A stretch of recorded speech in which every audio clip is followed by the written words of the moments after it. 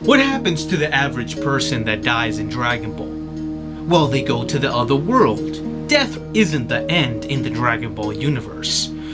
However, how expansive is this other world? Well, to answer that, I'm Blackenfist, and it's time for me to share some of the birds and the bees of Dragon Ball. Death truly isn't the end in Dragon Ball. As we all know,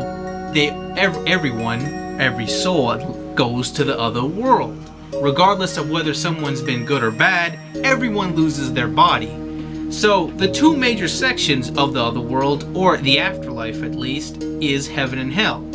Now, I don't think the afterlife is an accurate description of the other world, because the other world does encompass a lot of other things just other than the afterlife. Obviously, it's home to the universe's ruler, the Kais, but I'll get to this in a moment. Now, as for the two sections, heaven and hell, hell is interesting. It's interesting to note that it's not a very torturous realm. It's also important to note that all of the depictions we have of Dragon Ball Hell come from the anime. There has been no depictions in the manga, at least. But the realm of hell in Dragon Ball really doesn't seem to be punishing their inhabitants. As we see, there's amusement parks and hikes, and it kind of seems almost cheerful. It's been suggested several times during the series that the role of Dragon Ball Hell is not to punish the souls in there, or at least for the most part not punish them, but to purify them so that they can be reincarnated into the living world again. We can see this when Kid Buu was reincarnated as Oob, and even though it was just in a movie, the Fusion Reborn movie did have a purification machine for all the souls that were going into hell. Now, Dragon Ball Heaven is a little bit more difficult to determine because we don't see that many depictions of Dragon Ball Heaven. Now, some of you may be saying, wait a minute, we saw Goku go up into heaven, right?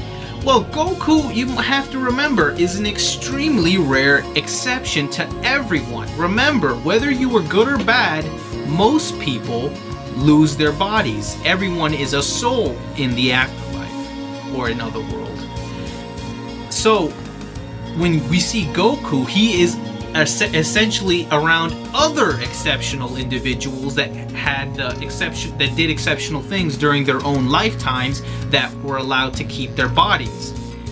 You could say that Goku is in a extremely exclusive part of heaven, but I really don't think it's really heaven because he goes to the Grand Kai's planet, and he goes to the Supreme Kai's world, which really isn't heaven. It's just another extremely exclusive plane, only essentially being resided there by gods, essentially. Then we come to the universe's rulers, the Shinjin, or more commonly known as the Kais. They are the ones that essentially rule the universe. And they're a race of beings called the Shinjins. All Shinjins essentially are born off a tree, essentially. But it's important to note that not all Shinjins actually get the title of Kai, like Kibito. Kibito is a Shinjin that does not have a title of a Kai. But there's also very different versions of the Shinjin.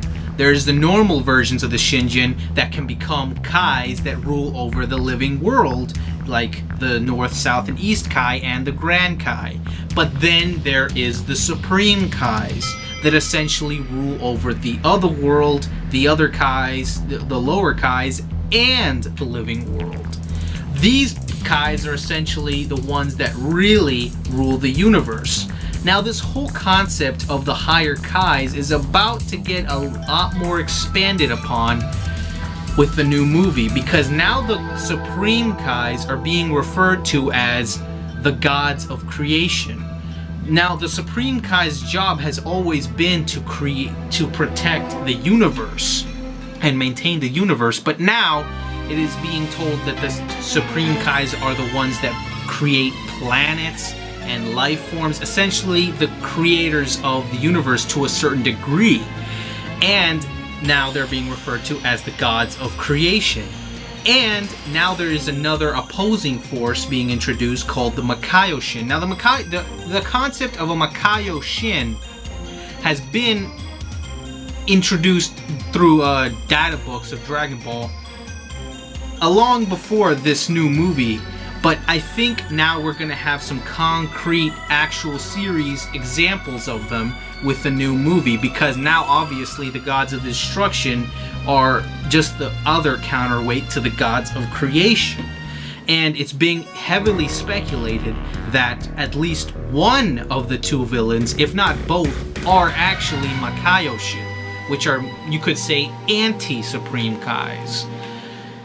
So essentially the gods of creation and the gods of destruction are the ones that keep the balance of the universe.